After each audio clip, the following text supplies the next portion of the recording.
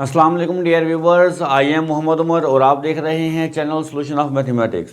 Viewers, हम लोग class 9th mathematics के रिव्यू एक्सरसाइज 1 स्टार्ट किए हुए हैं। क्वेश्चन नंबर 6 की तरफ हम लोग मूव कर रहे हैं। क्वेश्चन नंबर 6 में कहा गया है 5 two rational numbers between 4 and 5। कहता है कि 4 एंड 5 के दरमियान दो रेशनल नंबर्स दें। बेटे ये क्वेश्चन, इस टाइप के क्वेश्चन हम एक्सरसाइज में भी सॉल्व कर चुके हैं। आपको मालूम है कि दो रेशनल नंबर्स के दरमियान इन्फिनाइट रेशनल नंबर्स मौजूद होते हैं। दो नंबर्स के दरमियान इन्फिनाइट रेशनल नंबर्स मौजूद होते हैं। तो हमें सिर्फ दो चाहिए। तो हम दो नंबर्स के दरमियान रेशनल नंबर मालूम करने के लिए हम पहले इसके क्या फाइंड करते हैं, एवरेज मालूम कर लेते हैं। देखते हैं, मैं यहाँ पर लिखता हूँ we know that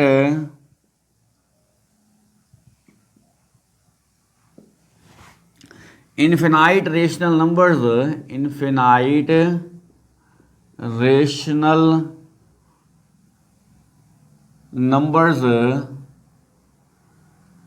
between 4 and 5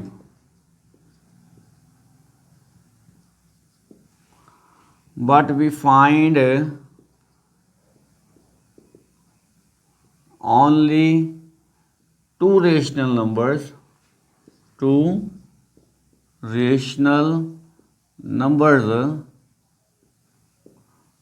for this। मैं इसके लिए क्या करूँगा, we take average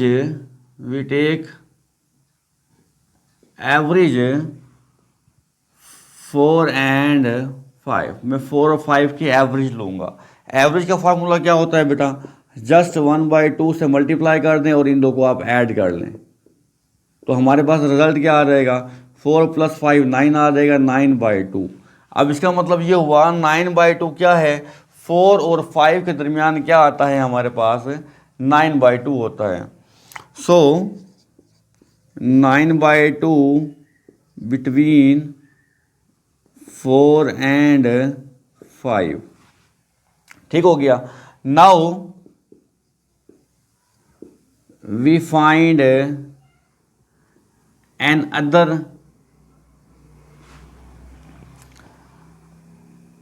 other number. हम एक और नंबर फाइंड करेंगे बेटा बिटवीन, वो किसके दरमियान मालूम कर लेते हैं। जैसे कि अब ये बिटवीन है किसके, 4 और 5 के। इसका मतलब ये हुआ 4 9/2 और फिर 5। ओके, ये इस तरह से तरतीब बन गई है। अब हमें एक और नंबर चाहिए। अब हमारी मर्जी है वो मैं इन दोनों के दरमियान मालूम कर लूँ नंबर, मेरी मर्जी है मैं वो इन दो के दरमियान वाला नंबर मालूम कर लूँ, आपकी मर्जी है। तो मैं यहाँ क्या कर रहा हूँ, we find another number between, मैं करता हूँ 9/2 and 5। मैं इन दोनों के दरमियान क्या करूँगा, एक और नंबर मालूम करूँगा। तो इन दोनों के दरमियान करने के लिए मुझे दोबारा से एवरेज निकालनी पड़ेगी। So we take average. जी एवरेज निकालते हैं कैसे, अभी मैंने आपको बताया कि 1/2 लिखें और क्या करें, इन दोनों को सम कर लें, जस्ट 9/2 + 5। अगर फ्रैक्शन आ जाए तो सम करने का तरीका क्या होता है, हम एलसीएम लेते हैं बेटा। 2 इसका एलसीएम आएगा, 2 से 2 कैंसिल, 9 आ जाएगा ऊपर से, और 2 5 टाइम कितने हो जाएंगे, 10 हो जाएंगे। तो इसको सम अप कर लें, 1/2 ये 19 बाई क्या आ जाएगा हमारे पास, 2 आ जाएगा।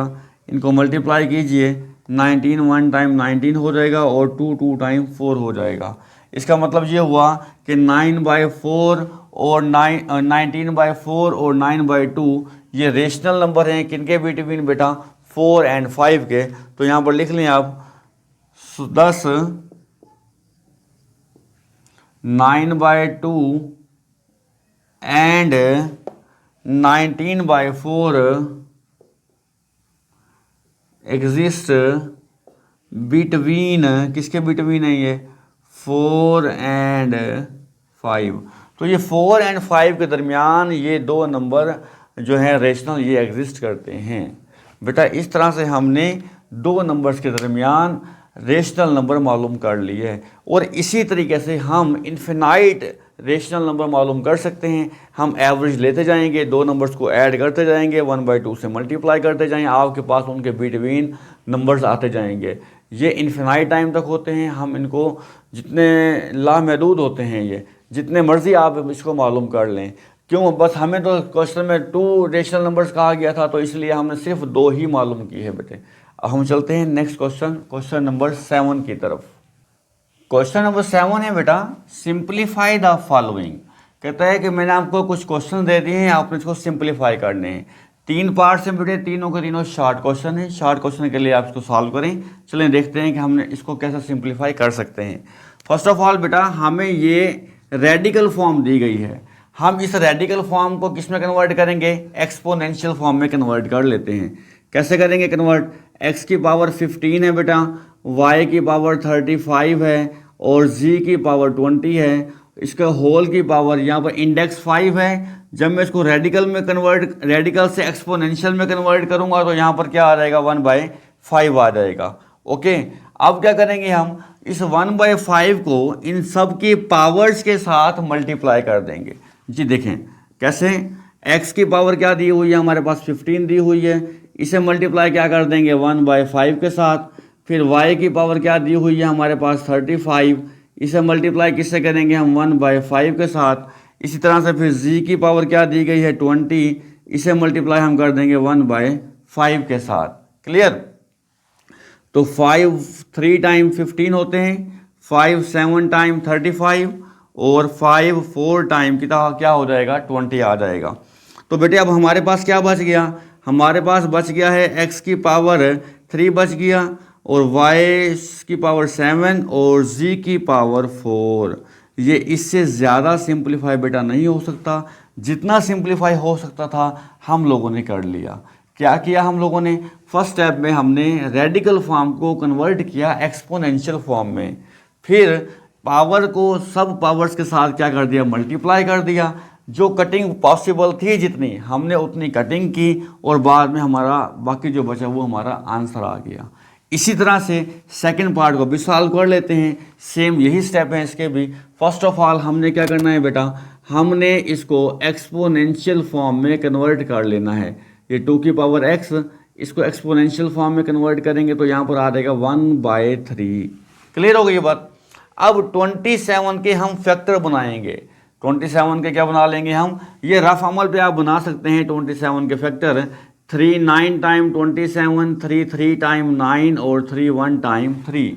तो ये बनते हैं 3 की पावर 3, 1 2 3, 3 की पावर 3। तो मैं यहाँ पर लिख दूंगा 3 की पावर 3 और पहले से क्या मौजूद है? यहाँ पर 2x मौजूद है बेटा और होल की पावर कितनी है हमारे पास? 1/3 है। क्लियर हो गई बात? तो बेटा 3 से मैं इस 3 को क्या कर दूंगा? कैंसिल कर दूंगा। तो मेरे पास क्या बच गया? 3 की पावर 2x बच गया। क्लियर? 3 की पावर 2 जो होता है बेटा वो होता है 9 और ये x एज इट इज आ जाएगा। आप इसका आंसर यहाँ पर भी दे सकते हैं, इसका आंसर आप ये भी लिख सकते हैं। क्लियर हो गई बात? बेहतर ये है कि आप बुक को फॉलो करें और इसका आंसर 3 की पावर 2x तक ही रहने दें और ये हमारा क्या होगा बेटा? रिजल्ट होगा। क्लियर? अब चलते हैं लास्ट पार्ट, इसके थर्ड पार्ट की तरफ। थर्ड पार्ट में कहा गया है 6 × 3 की पावर n+2 डिवाइड बाय 3 की पावर n+1 माइनस 3 की पावर n। इन तीनों में से ये वाला पार्ट ज़्यादा इम्पॉर्टेंट है बेटा, तो फोकस कीजिए। हम इसको कैसे सॉल्व कर रहे हैं? 6 3 की पावर n+2 है तो मैं इसके टर्म्स को डिवाइड कर दूंगा। 3 की पावर कंसिस्ट कर रही है 2 टर्म्स पर, हमने इसको अलग अलग कर लिया। 3 की पावर n को अलग कर लिया, 3 की पावर 2 को हमने क्या कर लिया बेटा? अलग कर लिया। सेम यही प्रोसेस नीचे भी करेंगे हम। 3 की पावर को n अलग कर लें और 3 की पावर 1 अलग कर लें, माइनस 3 की पावर क्या आ जाएगा? ये वाला n एज इट इज आ जाएगा। अब आप लोगों को पता है कि अगर टर्म्स के दरमियान प्लस या माइनस आ रहा हो तो हम कॉमन ले सकते हैं। यहाँ पर कॉमन क्या आ रहा है? ऊपर तो मल्टीप्लाई है बेटा, यहाँ तो कॉमन नहीं आएगा।